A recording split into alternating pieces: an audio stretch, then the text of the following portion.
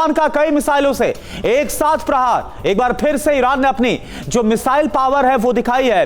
कद्र इमाद खैबर मिसाइल से हमले को अंजाम दिया गया। तो एक बार फिर से कई मिसाइलें एक बार फिर से ईरान कैसे प्रहार कर रहा है और इन मिसाइलों को रोक पाना भी इजराइल या फिर अमेरिका के लिए भी उसके बेसिस पर जो अटैक हो रहा है वो काफी मुश्किल हो रहा है।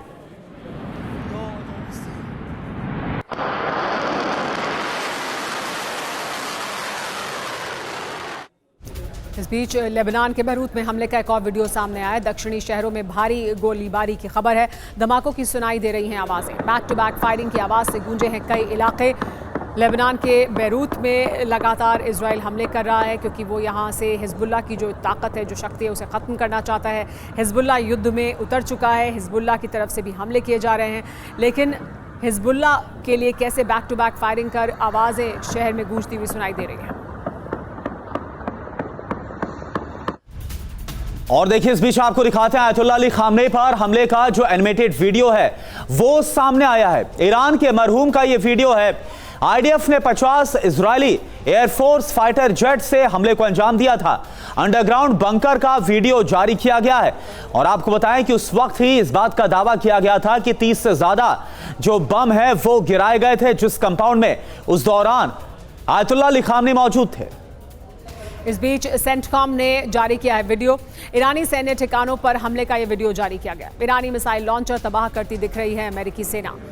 तो ये जो मिसाइल लॉन्चर है ये तबाह करने सबसे ज़्यादा ज़रूरी और अहम है। ये सबसे अहम टारगेट हैं और उसको किस तरह से बर्बाद किया जा रहा है, तबाह किया जा रहा है, उसका वीडियो सेंटकॉम ने जारी किया है। और एक और बड़ी खबर, अमेरिका का एक बार फिर से ईरान पर बहुत बड़ा हमला। यूएस एयरफोर्स ने अहवाजी शहर को टारगेट पर लिया है। हमले में मिलिट्री बैरक को निशाना बनाया गया। ये देखिए, आप धुआं उठता हुआ आप देख पा रहे हैं। यहीं पर अमेरिकी हमला हुआ है और यह बताया जा रहा है अहवाजी शहर है जिसको टारगेट पर लिया गया, जहां पर हमला किया गया। इस बीच इराक के बसरा में विध्वंसक हमला हुआ है। अमेरिकी कंपनी KBR की फैक्ट्री पर हमला किया गया। ड्रोन हमले से फैक्ट्री में आग लग गई। ये इराक के बसरा की तस्वीर है। यहाँ पर हमला किया गया। ये KBR फैक्ट्री है, इस पर हमला किया गया था और उसके बाद देखिए किस तरह की तबाही यहाँ इस फैक्ट्री के आसपास और फैक्ट्री के भीतर हुई है। और देखिए, होर्मुज स्ट्रेट से जुड़ी एक और बड़ी खबर। यहां पर ईरान ने किया है एक और ड्रोन से बड़ा हमला। ईरान के इस ड्रोन हमले में ऑयल टैंकर तबाह हो गया। तो एक अमेरिका के लिए भी बड़ी ये नाकामी से कहा जाएगा क्योंकि अमेरिका दावा कर रहा था कि अगर यहां पर ईरान ने इसको ब्लॉक करने की वार्निंग दी है तो अमेरिका यहां से सुनिश्चित करेगा कि जो टैंकर से उनकी आवाजाही हो। लेकिन आप देखें कैसे इस पर हमला करने में ईरान कामयाब हुआ। ड्रोन के जरिए अटैक किया गया और यह तेल टैंकर कैसे तबाह हुआ है। अमेरिका का दोस्त, ईरान का दुश्मन। ईरान ने जंग में शामिल देशों को खुली चेतावनी दे दी है। जंग में शामिल देश ईरान के सही टारगेट होंगे। ईरान पर हमले करने वाले देश गंभीर नतीजे भुगतेंगे। डेप्यूटी विदेश मंत्री माजिद तख्त ने दूर रहने की चेतावनी दी है। अब तक ईरान के टारगेट पर कौन कौन है जानिए। इजराइल है, यहाँ पर कई इलाकों में मिसाइल अटैक हुआ है। UAE है, अमेरिकी बेस यहाँ पर और तेल पोर्ट पर हमला किया गया है।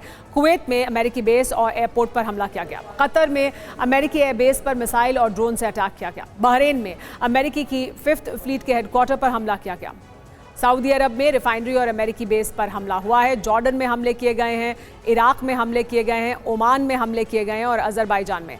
हमारे साथ मनीष भी लगातार बने हुए हैं, उनसे बात करते हैं। मनीष, ये हम पूरा आंकड़ा दिखा रहे थे कि वो कौन कौन से देश हैं जो ईरान के निशाने पर हैं, लेकिन बीच में ये भी खबर आती है कि तुर्की पर हमला हुआ है या बाकी अगर हमले किए जाते हैं जिसको ईरान डिनाई करता है और ये कहा जाता है कि फॉल्स फ्लैग ऑपरेशन है।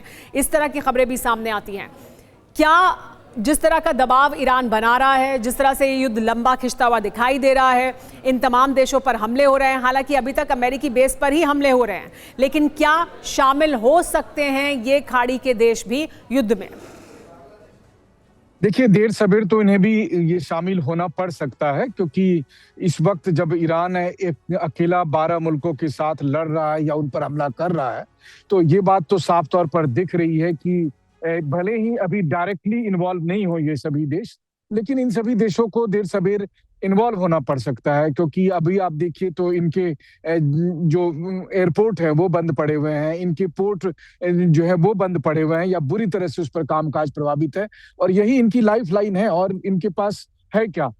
और ऐसी स्थिति में जबकि इन पर लगातार हमले हो रहे हैं, केवल यही कहते हुए कि हम अमेरिकी बेसों पर हमले कर रहे हैं, ये कब तक इस चीज को बर्दाश्त करेंगे, और ये कह भी रहे हैं। लेकिन मनीष, क्या इन खाड़ी के देशों में ये भावना भी है कि देखिए अमेरिका को उन्होंने बेस इसलिए बनाने दिए क्योंकि अमेरिका ने आश्वासन दिया कि हम यहां रहेंगे तो हम आपको सुरक्षित रखेंगे, लेकिन अमेरिका के बेस वहां होने से उनकी सुरक्षा नहीं हो रही है, अमेरिका उनकी सुरक्षा नहीं कर पाया है। क्या ये भी एक बड़ा सेटबैक अमेरिका के लिए है, और क्या ये विचार भी है खाड़ी के देशों के मन में? एक बात तो ये है ही, जहां पर वो ये बात देख रहे हैं कि इस जंग में खाड़ी के देश इसीलिए घसीटे गए क्योंकि इजराइल और अमेरिका का ईरान के साथ जंग शुरू हुआ है। लेकिन फिर बात वही है कि अभी तक वो अमेरिकी बेसों को अपने बड़े गर्व के साथ अपने ताज पर एक हीरे की तरह समझते थे, लेकिन आज वही मुसीबत है कि अमेरिकी बेस पर हमले हो रहे हैं और इसके बहाने उनकी सरजमी पर, उनके एयर स्पेस में ड्रोन मिसाइल आ रहे हैं। तो फिर वही बात आती है कि क्या ये खाड़ी देशों की जो पॉलिसी थी, क्या उन्होंने पहले कभी नहीं सोचा था या अब नहीं सोचा था, लेकिन अब सोचने का वक्त नहीं रहा। अब तो जंग चल रही है और जंग दूसरे हफ्ते में है, और हाँ। तो कब खत्म होगा ये बिल्कुल। और आप मिडिल ईस्ट के अंदर में मौजूद रहकर आप वहां पर हो क्या रहा है लगातार आप वो बता रहे हैं कि इस वहां पर सच्चाई क्या है, हालात कितने खराब है, और सवाल यही है कि क्या जो मिडिल ईस्ट के तमाम बाकी देश हैं वो ईरान के खिलाफ इस युद्ध में शामिल होंगे, क्योंकि पहले दिन ही ट्रंप ने ये अपील की थी सभी देशों की वो सभी ईरान पर हमला कर दिया।